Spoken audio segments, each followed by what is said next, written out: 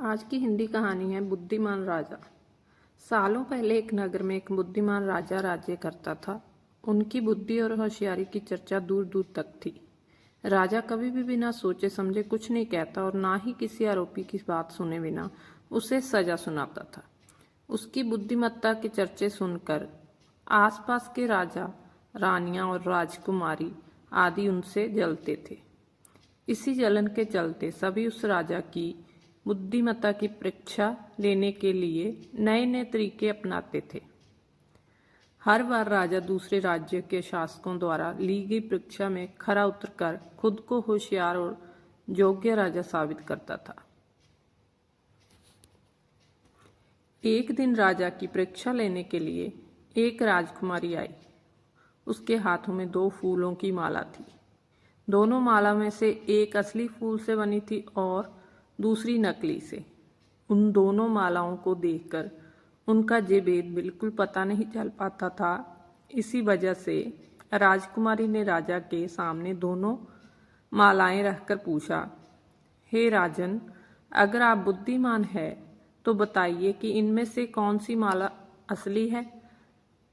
राज दरबार में बैठे सभी दरबारी माला को देखकर हैरान थे, क्योंकि किसी को समझ नहीं आ रहा था कि असली फूलों की माला कौन सी है।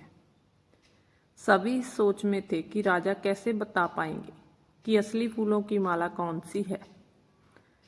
राजा भी माला को देखकर परेशान होने लगे। उसी वक्त उनके दिमाग में कुछ तरकीब आई।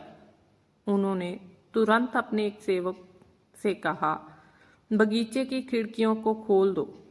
सेवक ने बगीचे की खिड़कियों को जैसे ही खोला तो राजा ने देखा कि फूल में बैठी मधुमक्खियां खिड़कियों से राज दरबार में आ रही हैं। वो कुछ देर मक्खियों को ही देखते रहे। जैसे ही एक मधुमक्खी एक फूल की माला में बैठी, वैसे ही राजा ने कहा कि अब मैं बता सकता हूं कि असली माला कौन सी है। राजा ने तुरंत उस माला की तरफ इशारा किया जिस पर मधुमक्खी बैठ रखी थी। राजा की होशियारी देखकर दरबार में मौजूद सभी उनकी तारीफ करने लगे। सभी कहने लगे कि हर राज्य को आपके जैसे ही बुद्धिमान राजा की जरूरत है। राजकुमारी भी राजा के बुद्धिमत्ता को देखकर खुश हो गई। उसने भी बुद्धिमान राजा की तारीफ में कुछ शब्द कहे और वहां से अपने राज्य की ओर निकल पड़ी। तो दोस्तों, इस कहानी से सीख मिलती है, अगर व्यक्ति अपनी बुद्धि का इस्तेमाल करे तो वो हर प्रश्न का सही जवाब तलाश सकता है और हर मुसीबत का हल भी निकाल लेता है। तो दोस्तों, ये थी हमारी आज की हिंदी कहानी।